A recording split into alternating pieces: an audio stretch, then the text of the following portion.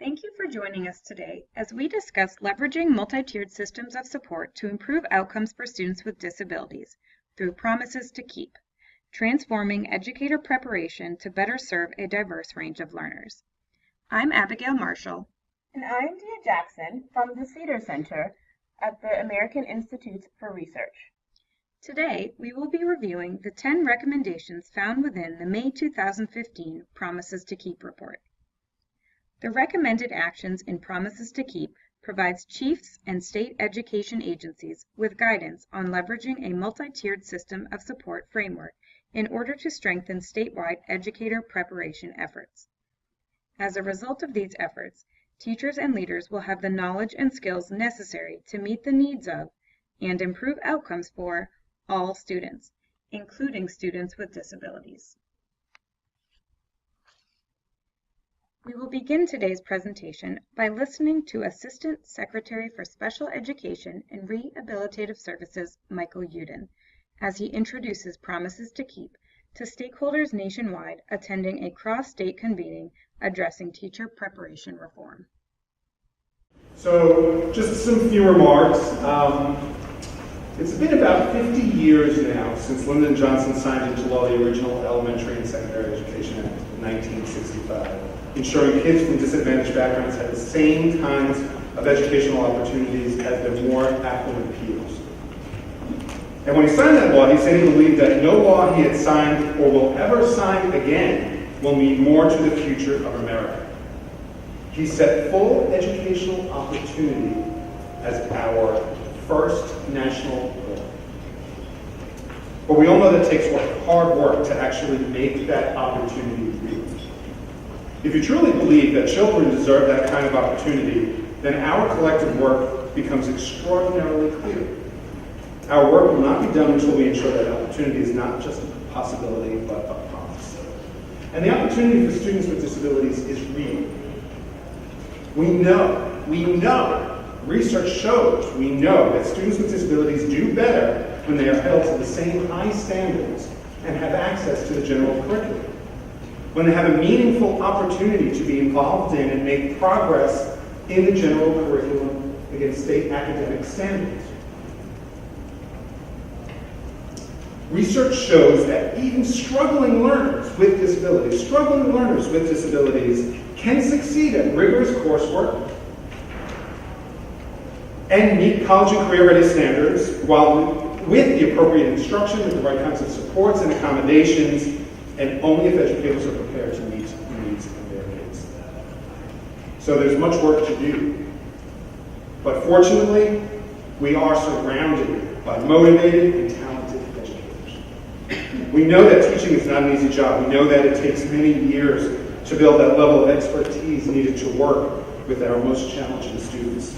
4 years of preparation is simply not enough time to cover all the content and knowledge, pedagogy, and skills teachers need to support the diverse range of students in the classroom, let alone to ensure there are plenty of opportunities to advance their practice and hone skill. That said, there's so much that we can be done to improve the time of preparation and support educators obtain throughout their careers. And you all are feeling it. You're working together to enhance and invigorate our focus on how to better recruit, support, and retain effective teachers and principals for all students, and especially the kids who need it the most. Folks are reforming teacher preparation to support a multi-tiered framework, to revolutionize the way in which teachers and leaders are prepared, licensed, supported, and evaluated. So, as Mary mentioned yesterday, Cedar and CCSSO released the Promises to Keep document. It is really exciting. I think it is transformative. It has the power to really change the way we support and prepare our teachers, recognizing that general ed teachers are critical and integral and responsible for ensuring access to the instruction, for differentiating core instruction. Students with disabilities are students first. They're general ed students first. And general ed teachers need the set of skills to differentiate that instruction, to provide that core instruction to all students, particularly a diverse range of student learners. And then we can utilize our special educators and our English language specialists to provide those more intensive instructions and interventions in a framework of multi-tiered systems of support. And it is really exciting that CCSSO is making this recommendation to its chiefs and how they align their preparation policies is very, very exciting. The challenge we face is to break down our silos and ensure that the teachers have the skills they need to deliver effective evidence-based instruction for students with disabilities. Again, students with disabilities are students first, or general ed students first. Teacher quality, as we all know, is the single most important in-school predictor of student achievement, and you guys are figuring out how we can do that. So thank you so much, and I'm happy to take a few questions.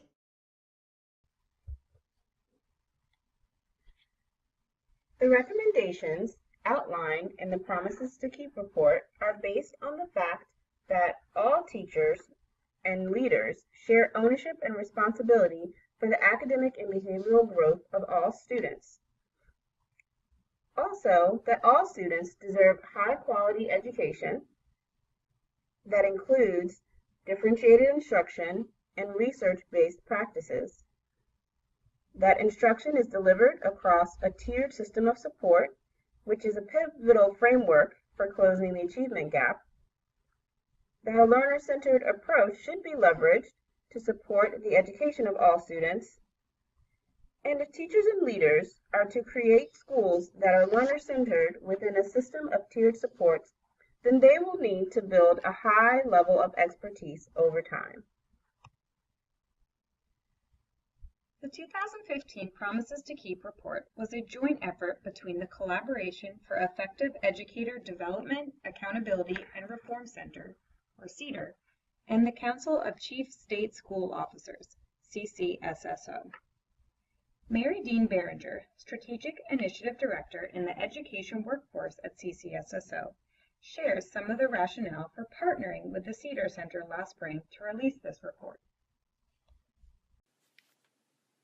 When CCSSO released its report, Our Responsibility, Our Promise, in December of 2012, the report was designed to urge chiefs and their state education agencies to take policy actions in licensure, program approval, and data to ensure that every teacher and every leader that graduated from preparation programs were ready on day one to begin advanced student learning. More so, the report called out the need for these leaders and these teachers to understand and respond to the differing needs of learners that they encountered in their classrooms and schools. Since 2012, over 45 of our states have taken some action on these policy recommendations. Given this momentum, CCSSO wanted to make sure that as states considered new policies, they really were taking into account the revision of policies that would make sure that we were addressing the needs of students with disabilities, struggling learners, or broadly students who had different learning needs. And that's why we teamed up with CEDAR. We wanted to bring specific content expertise to the lens of policy, so the marriage of policy and practice wisdom could advise our states on the best sort of actions they could take around licensure, program approval, and data to meet the needs of all students. State education agencies, or state professional educator standards boards, have three key policy levers they can use to drive implementation of recommendations and action steps identified in this report: licensure, program approval, and data collection, analysis, and reporting. Taken in its entirety, this work will require systemic changes, engagement, and collaboration between all stakeholders, including state education agencies, SEAs, institutes of higher education, IHEs, and local education agencies, or LEAs. The first four recommendations fall under the licensure lever area. The key purpose of licensure standards is to outline the knowledge and skills educators should have on day one of entry into the profession when they receive their initial license, and how they should grow and develop as they move through the advanced licensure. Recommendation 1 is that states revise licensing standards to include the acquisition of the knowledge and skills needed to meet the needs of all students within a tiered system of support. Standards should reflect skills such as implementing differentiated core instruction, or DI, monitoring student progress, and applying evidence-based practices. In order to put this in place, the key is to identify and distinguish the knowledge and skills needed within a tiered system of support, such that educators are prepared and licensed to provide the level of intensity needed across and within the tiers. Recommendation 2 is that states work together to influence the development of innovative licensure performance assessments that are aligned to the revised licensure standards and include multiple measures of educators' ability to perform, including the potential to impact student achievement and growth. Performance assessments for all teacher candidates should capture a candidate's ability to create universally designed curriculum, provide quality core content instruction that is differentiated, monitor student progress, employ evidence-based instruction and interventions with fidelity, and collaborate with families and other professionals. Recommendation 3 has to do with creating a multi-tiered licensure system. At its best, Recommendation 3 is a strategy for talent development and deployment of educator expertise designed to address student needs within a tiered system of support. When put into policy, this recommendation should create a pathway that can develop talent and expertise required to deliver instruction to a diverse range of learners across the tiers of support. Ideally, the tiered licensure system would also be aligned with the tiers of MTSS, where Tier 1 would be established as a threshold for an initial license, and additional tiers would reflect the expertise required for those seeking advanced endorsements. Recommendation 4 is that states reform current state licensure systems so they are more efficient and have true reciprocity across states, and have credentialing structures that support effective teaching and learning. In order to put this policy recommendation in place, states will need to develop cross-state agreement on the knowledge and skills needed by all teachers and leaders to support a diverse range of learners, especially students with disabilities, and the evidence that will demonstrate effective performance.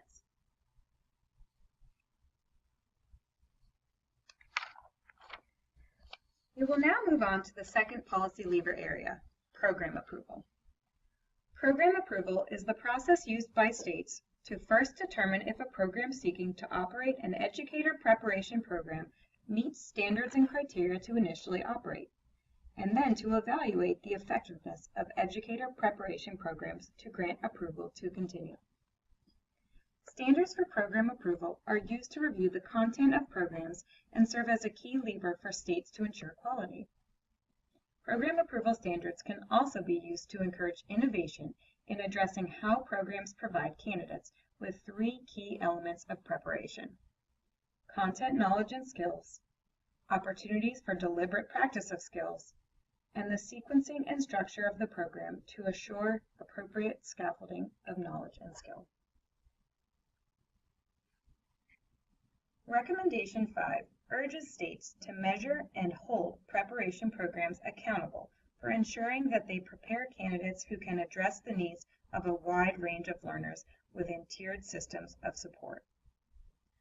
Program accountability is tied to teaching diverse learners within this multi-tiered systems of support, so that program preparation programs are provided with evaluation, feedback, and accountability.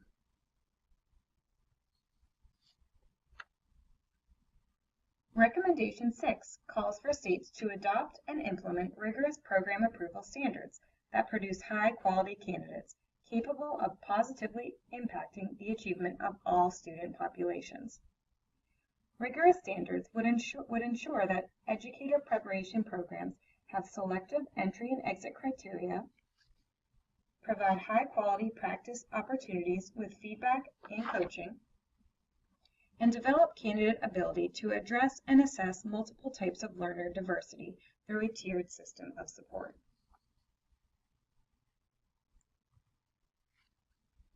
Recommendation 7 calls for states to require preparation content standards to be aligned to pre-K to 12 college and career ready standards for all licensure areas.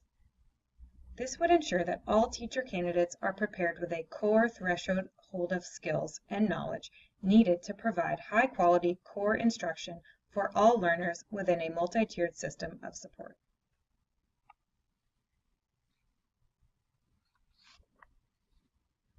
Recommendation 8 urges states to provide preparation programs with feedback, data, support, and resources to assist them with continuous improvement, as well as acting on program approval or national accreditation recommendations. This actionable feedback from the program review process would include guidance on how to address challenges related to teaching diverse learners.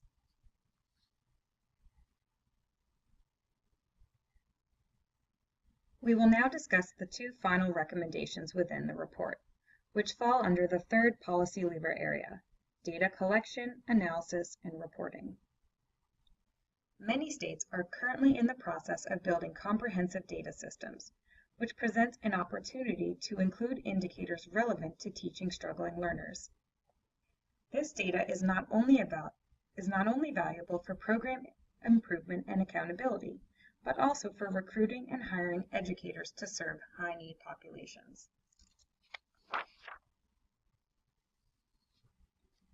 Recommendation 9 calls for states to develop and maintain a comprehensive data system that includes performance indicators measuring the impact of instruction on diverse learners to inform educator preparation programs, hiring practices, and professional learning. By implementing Recommendation 9, states would develop and support state-level governance structures to guide confidential and secure collection, analysis, and reporting of data relevant to teaching struggling learners. States would use stakeholder input to address and act upon the need for unique educator identifiers, links to non-traditional preparation providers, and the sharing of candidate data among organizations and across states.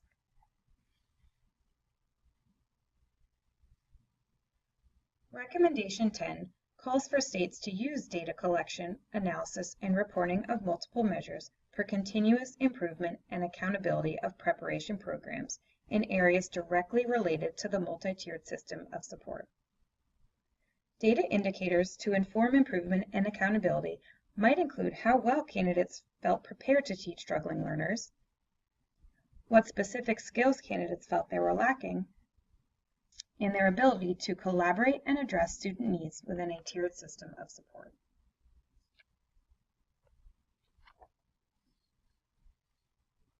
Implementing the 10 recommendations and accompanying policy actions within the Promises to Keep report will help states build a workforce that can serve all students, including students with disabilities. The Cedar Center is already supporting over 15 states nationwide as they work intensively to ensure that all teachers and leaders are well prepared to support a diverse range of learners in meeting the demands of college and career-ready standards. An opportunity and an imperative exists to leverage these efforts in order to address the most persistent challenge in education today: how to effectively address the needs of learners who require differentiated supports in order to succeed. To learn more about the Cedar Center and to access the full report, we encourage you to follow the link provided on the slide. Thank you for joining our presentation today on the Promises to Keep report.